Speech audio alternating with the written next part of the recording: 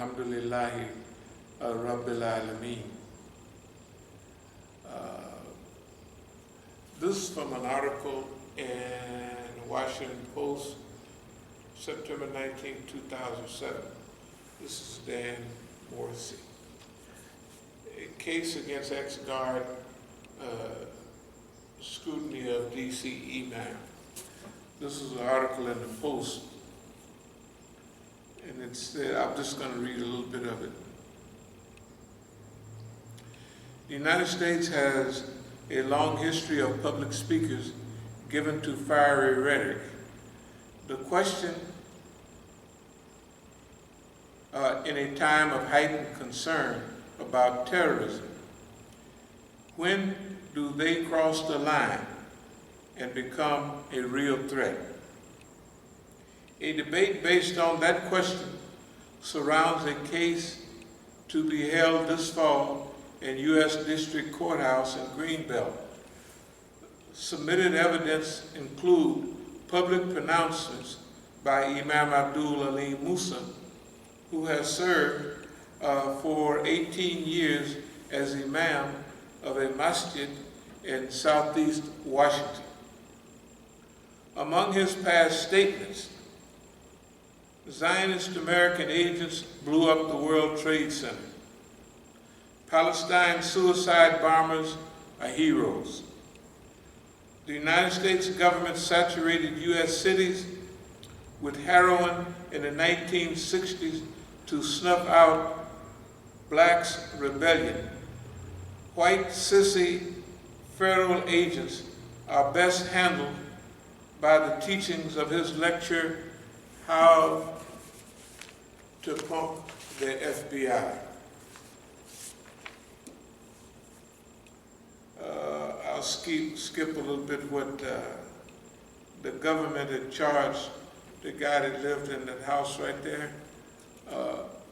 He was supposed to be in charge of security, but I'm not going to do name calling, but he was more employed by others than us. And that's the way we treated it. Musa, 62, has been trying for years to build an Islamic community in the Benning Road area, one that we would like to see replicated nationwide until the United States becomes an Islamic state. Barrel-chested with a graying beard offset by black robes, Musa is a showman, a rambling orator who quoted Patrick Henry for nearly 11 minutes in a lecture called The American Way. That's Amerikkan, The American Way. And who has spoken of his desire to see the Chesapeake Bay cleaned up in 5 years. Then I'll skip what journalist is. What's the name? Then, according to court records, the government proposed showing jurors, among other things, a 17-word video snippet featuring Musa that aired this year on Fox News. If you don't stay out of our way and leave us alone, we're going to burn America down. Musa said from behind a podium at the University of California at Irvine on September the 9th, 2001. Technically, that was 2 days before 9/11. Okay, the other thing is, this was a big fundraiser for Imam Jamil. We might have raised as much as $100,000. You know, it was a big show. That comment was part of what Musa was a typically wide-ranging speech. It careered from subjects such as his visits to Pakistan to the Japanese holdout fighters of World War II. Now, I had read or seen this, the last Japanese fighter in the Philippines was found in 1975. This is that 30 years after World War? The war ended in 1945. Yeah. Yeah, 1975. That's right. That was 30 years after the war. Now, they was finding Japanese in the Philippines and other places on certain islands, all in 59 and 55. But they were living in the jungles, taking care of themselves. This one was the last one that they found. And they told him that Japan had surrendered, and they wanted him to surrender. He said, y'all didn't put me on post. He said, I'm not going to surrender unless the officer that put me in charge of this post comes here and I'll present him my sword. They went back to Japan, found the officer that put him on that post, and he surrendered. That was after 30 years. I was impressed. I said, boy, that is a bad mother scrubber there. You know what I mean? I mean, his uniform was tattered and everything, and he had took care of himself for 30 years. Now the Philippines, hiding in the Philippines, eating fruit, fishing, and stuff like that. Can you imagine? He was hiding for 30 years, and he didn't give up his sword for 30 years. He said, I am not going to surrender until the officer that put me in charge of this post come, and I will hand over his sword. And it showed him handing over his sword. You know what I mean? Yeah. 30 years later, you could tell I was impressed by that, although this was way up in 2001. But I remember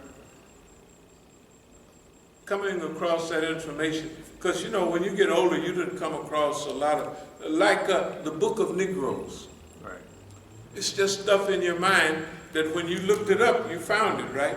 Yeah. Okay, I may necessarily not even remember where it came from exactly, because your mind have accumulated so many different things, but I remember that was a reality. The Book of Negroes, and they were people that helped the British, then they went to Canada, then they, so I was impressed by this. Anyway, so it says Japanese hold out World War II, but centered on Imam Jamil Al-Amin, formerly H. Brown, a prominent Panther in the 1960s. Musa set up the Burn America Down comment by saying that he was paraphrasing Al-Amin, which prosecutors have since acknowledged. In other words, Fox News was trying to get me put in prison by saying, I said, if you don't leave us alone, if you don't do this and that, we're gonna burn America down. And I remembered exactly what I said, because like the article starts, where is the line between rhetoric and encouragement for violence? I know that line. I've been doing this for decades, so I know where the line is, and I don't even get nowhere close to it. But the stuff I say, it hits home. So anyway, and this is what the article says. They've acknowledged, Musa never threatened to burn the United States down, according to a longer video and transcript of the speech posted on the website of the Investigative Project on Terrorism. In other words, one group of white folks, the Investigative Group on Terrorism, Steve Emerson's group, they put the whole statement up. Because in those days, all the media, they was swirling around us trying to get something. And I knew what they was doing because I saw what they did to other people. So I was having fun with it. You know, I was having plenty of fun with it. So his bark is worse than his bite, said Marty Bray, Executive Director of Muslim American Society Freedom Foundation, which is based in Washington. Although that bark might unnerve Muslim leaders, now this makes Muslims, he's saying that it makes Muslims unhappy, which he's one of them, many of whom reject Musa's strident views. Bray said he doesn't consider him a national threat. Whether you agree or disagree, or classify what he says as repugnant, he has the right to say it, Bray said. Then that is John Miller, an assistant director and chief spokesman for the FBI, said Musa's comments about white sissies and dishonest federal agents was incorrect, bigoted, and stupid, and Musa knows as much. Miller said, but makes the remarks to get attention. The FBI has gone to great lengths to reach out to Muslim community nationwide. Miller said, adding that Musa's opinion of the FBI doesn't track with those of national Muslim leaders. Musa says he isn't racist. When he criticized Jews or Euros, his frequent term for white people, Musa says he is criticizing the Israeli and the American system. Prosecutors say that the case is formed, Okay. Today the talk is on strategic management under political repression, the Imam said that day. So I'm giving a talk, that's what the talk is that day. Musa became a drug dealer and set up operation in Colombia. Federal court records bear out his past, which Musa highlights in biographies on his website. In other words, the FBI is saying, we don't like the nigga, but what he's saying is true. He did do this, he did. This is the assistant director of the FBI. Okay, so the only person above him is a political appointee. Right, yeah. The director of the FBI. The assistant director is doing all the managing, right? So if the assistant director of the FBI has specific knowledge about me, not a passing knowledge, but he is very conscious about Imam Musa. Okay. So I just wanted to make those points made. One thing that the FBI said was, he's doing that to get attention. Do you know what? The FBI was 100% correct. 100% correct. I said when I would get just busted upside the head, what was I? This is propaganda. This is, you know what I mean? This is publicity. This is good. In other words, this is attention, right?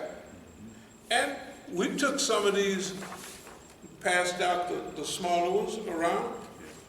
It wasn't to win the approval of them people. It was just to go and pass them out so that everybody would know. They couldn't say that they didn't know. Right. We went enough places, right? Enough times, right? We did, yeah. So everybody would know. And sometimes we passed out thick pass out, you know what I mean? 6 or 8, 10 pages. Yeah. So they couldn't miss it. Okay. Here's where we're headed. This is called false narrative number 2. Yesterday I had a 4 or 5 hour visit from an Iranian brother. Last time I saw him was in Tehran, and he told me he came back. I've been knowing him for decades, but he came back here to renew a green card. You have to come out. Anyway, that's okay. But he wanted to interview me, so he went around to the park and he interviewed me for several hours. What he wanted to know was, what was my opinion on things that are happening here in the United States right now? What do they mean? What will they probably produce in the future? And so I told him. And I told him our narrative. I said, number one, I said, the killing of George Floyd was instigated and implemented by a United States or a U.S. city officer up there, but it was designed by the Israelis. I told them the Israelis are the ones that kill you like that. They kill Palestine. You know what I mean? No mercy, no nothing. Just, this is our right to do this. And I told him that I didn't want him to put this part in there. I said, this man is a psycho, a weirdo. And I said, I'm going to explain why. They either interviewed him or they looked at his record. They said, this man is a good candidate as someone who would love to kill a black man. He'd love it. I mean, he would really love it. And if he could do it publicly without any repercussion, he would feel wonderful. Now, you look at his face and he had no emotion at all. He just had his knee on the brother, and he had his hand in his pocket. As I said in the Juma, and I told the brother, I said, this is pornographic. I said, the man had his hand on his penis, and he was masturbating. And I said, he did not finish until the man had his knee on him 2-3 minutes after he was dead. But he had not finished what he was doing. That's why he did it. Anybody watch it? Imagine now somebody watching it, and they look at it, they're going to see it. Nobody in the United States picked that up. Nobody. Nobody even mentioned the Israeli connection. Nobody even mentioned the specific selection of that person, because he had 19 or 18, 7 prior warnings, or his record was full of those type of incidents, right? It was full of it. Okay. So whoever selected him had his file in front of him. And this psychological profile made him the perfect person to do that. They had him in the car already. Why did they take him out of the car? He was handcuffed. I don't know if you remember. They had him in the car already. Right. They had him in the car. Then they took him out of the car. Why? Because this is an opportunity to kill this man. It's an opportunity. He was already in the car. Why you take him out of the car? Right. Okay. So I was telling them that this was done to fire up the the American public, to make them so mad that they would come out nationwide. Actually, they came out worldwide. He said, well, why would they do that? I said, because if you was aware of the Million Man March, the march down there with the Women's March, and see, if you hadn't been involved in all these marches, you wouldn't know. You wouldn't know that they managed all of those marches, right? Why they manage them? Because nothing ever happened as a result of those marches. Nothing, right? And we know, I showed you the picture of that lady up there in New York, South, whatever her name is. Right. How you gonna, the way she explained it was, I was sitting there by my computer and I just had a vision of this thing happening. And, oh yeah, and then you got 2 million people coming out. And remember, that's why it's a good thing Brother Ayub and I was there together. And we talked about it. I said, see all these buses pulling up? All these are buses. Those are union people, right? That means those are organizations sponsoring those people. It's just like when you went down to Black Lives Matter. Remember, you got people there with a hot iron, they're putting out hot dogs, Yeah. they're putting out this, they got water for everybody. Where does all that come? The store don't give away water, right? And they don't give away food either, right? Okay, where did all of that come from all of a sudden? Who's behind it? Okay. The young kids that were doing it, why they didn't coalesce with others who had some experience. The other thing, they didn't have everything that we said, they didn't have an agenda. Remember on the teach-ins, why is there no agenda? Teach-in is for a purpose. Why are we here? Where do we want to go? What will we encounter on the way to getting there? Who's going to be in opposition to this? Right? Those are just some of the normal questions. Those questions were not asked in the media. What do you want? We want to defund the police. That's insanity. That's insanity. Okay.